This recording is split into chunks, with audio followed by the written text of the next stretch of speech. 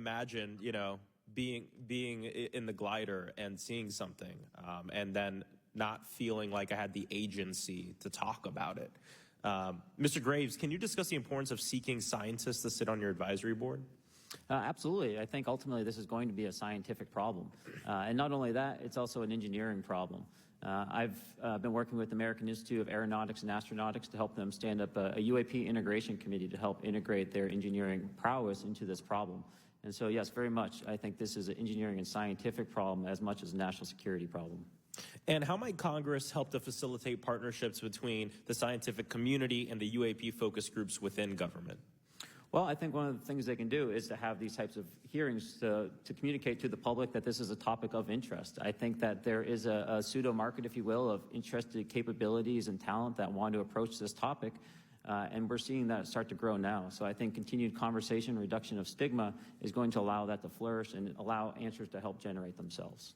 100%. Well, thank you all for being here, and thank you for your work. I think it's important that we keep our top scientific minds focused on this issue and look for ways to increase collaboration. Thank you so much. I yield back. Mr. Comer. Thank you, Mr. Chairman. Let me say I want to thank you for having this hearing, and I want to thank Mr. Burchett, Ms. Luna for leading this hearing. And with that, I yield my 5 minutes to Mr. Burchett. Thank you, Mr. Chairman. I'm going to direct this, I believe, to Mr. Grush, but if any of you all feel like you need to jump in, just jump right in. We're good. Has the U.S. government become aware of actual evidence of extraterrestrial, otherwise unexplained forms of intelligence? And if so, when do you think this first occurred? I like to use the term non-human. I don't like to denote origin. Keeps the aperture open, both scientifically. Right. Certainly, like I've discussed publicly previously, 1930s. Okay. Can you give me the names and titles of the people with direct firsthand knowledge and access to some of this crash retrieval, some of these crash retrieval programs, and maybe which facilities, military bases that the recovered material would be in? And I know a lot of Congress have talked about we're going to go to Area 51, and and there's nothing there anymore anyway. It's just and we move like a glacier. And as soon as we announce it, I'm sure the moving vans would pull up. But please.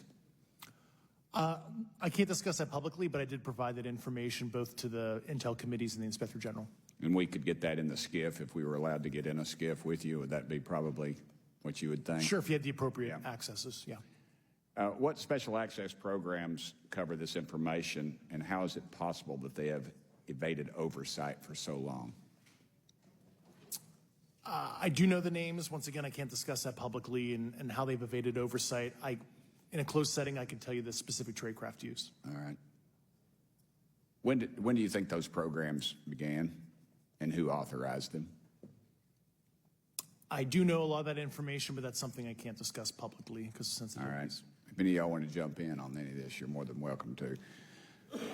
What level of security clearance is required to fully access these programs? Well, anybody who has... and I say that because myself, Representative Gates and Representative Luna were basically turned away at one point at Eglin. So please go right ahead. Certainly difference between member access and say somebody like me, but anybody who has a TSSCI clearance and meets the eligibility criteria, the access adjudicative authority should be able to grant you access. Mr. Burchett, if you'll yield, so just to put a fine point on that, there's nothing that you're aware of that's above special access program classification. It's a misnomer that there's anything actually above top secret. Executive Order 13526 delineates the classification levels. Right, but I draw a point on that because we can have access to those programs, and so the notion that we're not being given that access sort of defies our typical muscle memory here in Congress. Thank you, Mr. Burchett. I'll yield back to you. Thank you, Mr. Gates. Along those lines, Title 10, you may not know this or not, but Title 10 and Title 50 authorization, they seem to say they're inefficient. So who gets to decide this, in your opinion, in the past? It's a group of career senior executive officials. Okay, are they government officials? Both in and out. Do what? Both in and out of government, and that's about as far as I can go there. Yeah. All right, well, that leads to my next question. Which private corporations are directly involved in this program? How much taxpayer money has been invested in these programs, to your knowledge? I mean, we know we audit the Pentagon every year, and I've been here 5 years, and they failed the dadgum thing every year. They lose over $1 billion a year, we think, and I've told the Department of Defense maybe 60% of their assets are unaccounted for, whatever the heck that means. In the public sector, you go to jail for that kind of crap. So tell me. Yeah, I know when I'm $1 off of my DTS travel voucher, I get hammered, but it seems like it doesn't work the other way. If you right? sell over Yeah. if you sell over $600 worth of stuff on eBay, now you get a call from the IRS. So please, what corporations? Yeah, I don't know the specific metrics towards the end of your question. The specific corporations I did provide to the committees in specific divisions, and I spent 11 and a half hours with both Intel committees. So. Okay, has there been an active U.S. government disinformation campaign to deny the existence of unidentified aerial phenomena? And if so, why? I can't go beyond what I've already espoused publicly about that.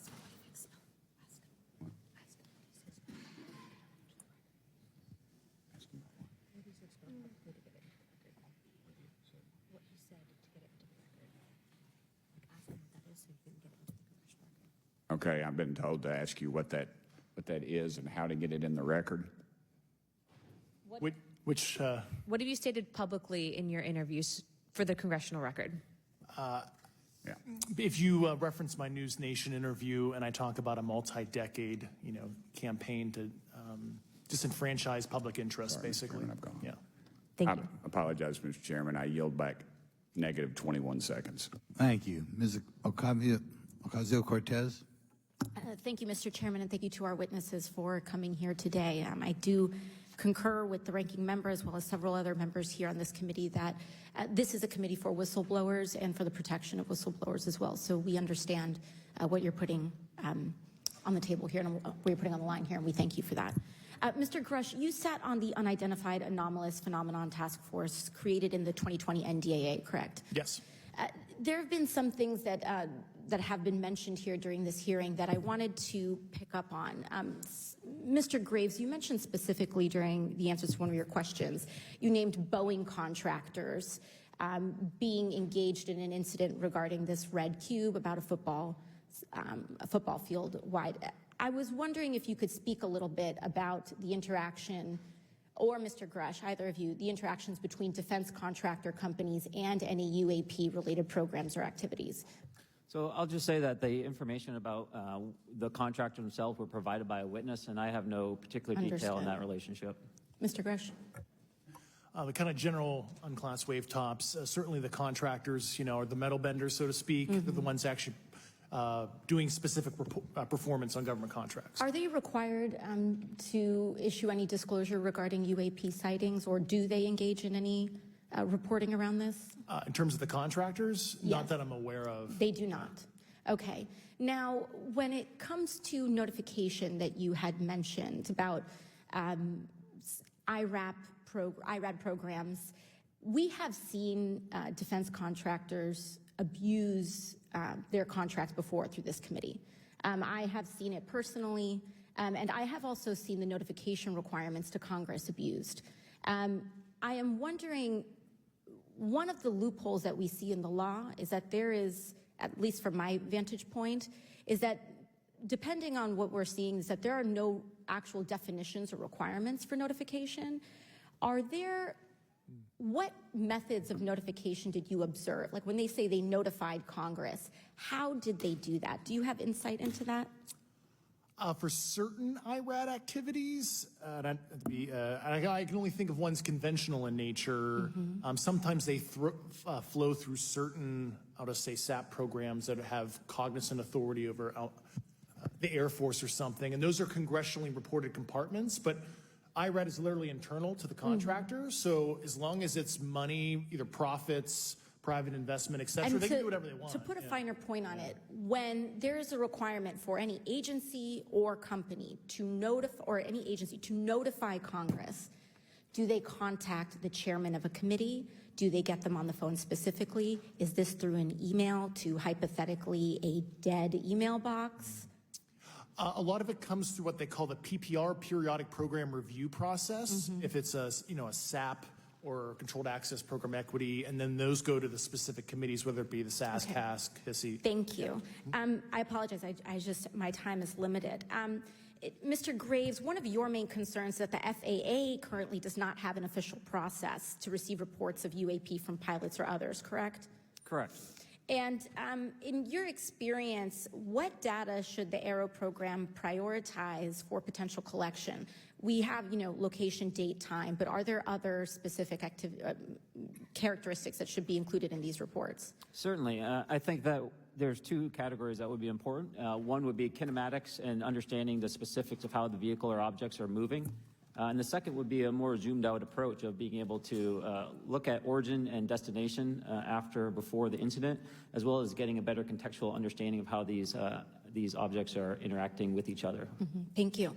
Now, because I only have a minute left, I apologize, we only have 5 minutes today, but for the record, if you were me, where would you look? Titles, programs, departments, regions, if you could just name anything. And I put that as an open question to the three of you. I'd be happy to give you that in a closed environment. I can tell you specifically. Thank you. Commander Fravor? And I would say, and I've told people that you have to know where to look. They're not going to divulge it to you because of the classification levels. But if you know where to look and who to talk to, which is exactly what Mr. Grush can point you, then you have them. Okay. Mr. Graves? I was an operator, so I was depending on folks like Mr. Grosh to do that homework. Okay. Thank you very much. I yield back to the chair. Mr. Beggs? Thanks, Mr. Chairman. I thank the witnesses for being here today. I'm over here. Thank you so much for being here. I want to get into specifics here, and a reason I'm going to go this way is because you've talked a bit about what I would call misdirection by official U.S. government with regard to UAPs, right? And so I'm going to get to that in a second. But last week, White House NSC spokesman John Kirby stated that UAPs are having an impact on our training ranges and need to be treated as a legitimate issue. Do you concur with his statements? That's for each of you. Yes. Yes. Yes. Okay. Now, having said that, I'm going to take you to specific instances around the Phoenix Valley, because that's where I live. In '97, we had the famous Phoenix Light case. I don't know if any of you are familiar with that. There were two things that went along with that, and the explanation was military training range off Luke and the Barry Goldwater Range. Do you know anything different other than the official explanation of those lights? Only what's in the public vernacular about it. That was outside the scope of my duties. And if we wanted to, just my question along with my colleague from New York, Ms. Ocasio-Cortez, if we wanted to find out more about that, where would we go to find the files, and who would we address? And are you going to tell me we need to go to a SCIF so you can tell us in a SCIF?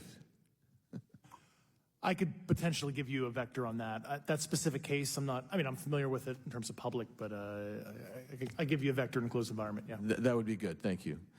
So if it's true that UAPs are having an impact on training ranges, and this administration considers it to be a legitimate issue, what steps can Congress take to address training range impacts? And I say that having two very large training ranges in my state.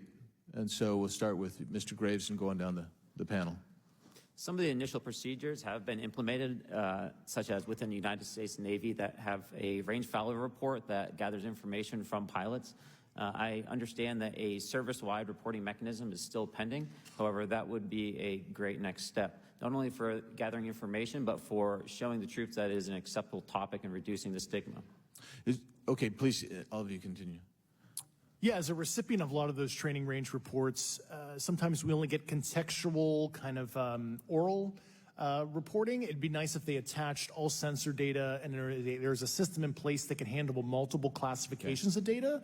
And that's an issue with the F-35, right? That jet was never built to be an ISR platform. And it's a pain in the, we'll just say butt, to get that data off. So, yeah. Great. Thank you. Yeah, I would agree with the previous two. Being a user of those training ranges, that the data has to be out there. You have to acknowledge that you're seeing them, and then you have to collect the data. Right now, you get the report, someone says, I saw something, but no one collects the radar data to back it up and do research. Okay. Do you believe that the 2019 classification guidelines for UAPs interferes with the federal government's ability to be transparent with the American people? And do you think we need to be more transparent with the American people? All of you, yeah. I'll say yes to that. Yeah, I'm familiar with at least the UAP Task Force 2019 Security Classification Guide.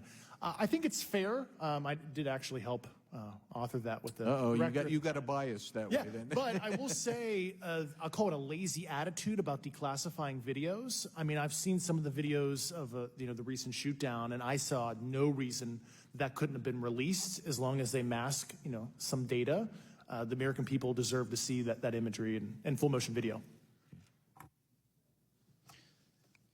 I would think, well, in my opinion, I will say things are overclassified. I know for a fact the video or the pictures that came out in the 2020 report that had the stuff off the East Coast, they were taken with an iPhone off the East Coast. A buddy of mine was one of the senior people there, and he said they were originally classified at TSSCI. And my question to him was, what's TSSCI about these? They're an iPhone literally off the vacapes. That's not TSSCI. So they're overclassified, and as soon as they do that, they go in a vault, and then you all have to look for them. Yeah, so with the overclassification, that may be one way. Are there other ways that the DOD or intelligence agencies are keeping this information from the American people or even from Congress? I think part of that has been not encouraging reporting. If the problem is not something that can be measured, it's not something that's going to be fixed. Okay, very good. Well, I'm out of time, and I thank you, Mr. Chairman, and I yield back. First of all, without objection, Representative Nick Langworthy of New York has waived on the subcommittee for purpose of questioning witnesses at today's subcommittee hearing. And then we go to Mr. Burleson. Thank you, Mr. Chairman. Appreciate you guys coming out today, testifying. Look, I've been here for 6 months, and I'm pretty skeptical. I don't trust anything in this town. And so I think that's because I'm from Missouri. You've got to show me, right? With that being said, there's been a lot of things that have been said in the public, Mr. Grush, and so I want to get down to, if we can, some specifics, right? So at one point you had said that there has been harmful activity or aggressive activity. Has any of the activity been aggressive, been hostile in your reports? I know of multiple colleagues of mine that got physically injured. And the activity, and I got by UAPs or by people within the federal government? Both. Okay, so there has been activity by alien or non-human technology and or beings that has caused harm to humans.